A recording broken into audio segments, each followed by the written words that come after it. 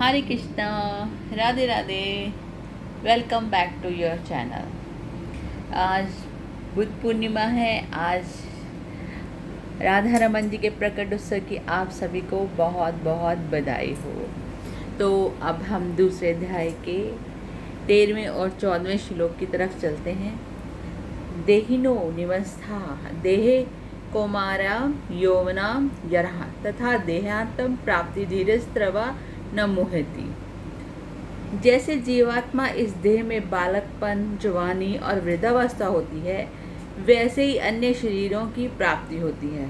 उस विषय में धीर पुरुष मोहित नहीं होते। धीर पुरुष ठाकुर जी ने इसमें कहा है जो अपने देह के ज्ञान को जानते हैं कि जैसे इसमें जब बच्चे होते हैं, फिर बड़े हो जाते हैं हम, और फिर बूढ़े हो जाते हैं।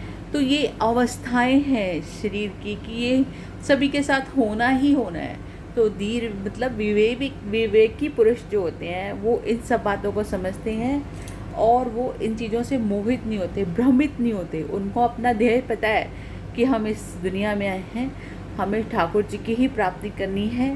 बाकी ये शरीर जो इसमें जो घटनाएं घट रही है इनका कोई मतलब नहीं है, तो होनी ही होनी है। इनमें जैसी अवस्थाएं हो रही हैं ऐसे ही हमें अन्य शरीर भी प्राप्त हो जाएंगे। मात्र स्पर्शः कौन्तेय शीतोषण सुखद सद्का आगमाप्योनि नित्यास्थानिक्षवः भारता। हे कुंती पुत्र, सर्दी गर्मी सुख दुख को देने वाले इंद्रियों और विषयों के संयोग तो उत्पत्ति विनाशील और अनित्य हैं। इसमें है बालक, उनको सहन कर। इसमें ठाकुर जी बोल रहे हैं कुंती पुत्र अर्जुन जी को कि जो ये सर्दी गर्मी है और जो हमें सुख दुख महसूस होता है, ये इंद्रियों के विषयों के संयोग से होता है। इंद्रियों के विषय संयोग क्या है? जैसे हमारे हाथ जो इंद्रियां हैं, ये स्पर्श इंद्रियां हैं, इनका संयोग किसी को कोमल चीज़ को छू के सुख लेना। नासा इंद्रिया, घ्राण इंद्रिया बोलते हैं, खुशबू अच्छी अच्छी लेना। रस इंद्रियां, जुबान अपनी मीठा कड़वा टेस्टी खाना खाना। और त्वग इंद्रियां मतलब त्वचा, जिससे हमें सर्दी गर्मी फील होती है। ये विषय है हमारी इंद्रियों को। जो स्पर्श इंद्रिय है, घ्राण इंद्रिय है, नेत्र इंद्रिय है, इनके जो जो हमारे विषय हैं, जैसे हाथ से छूना, आँखों से देखा, नाक में सुना, ये इनके विषय हैं। ये इंद्रियों के संयोग से ही होते हैं और ये उत्पत्ति और विनाशील है इनका, और ये अनित्य हैं।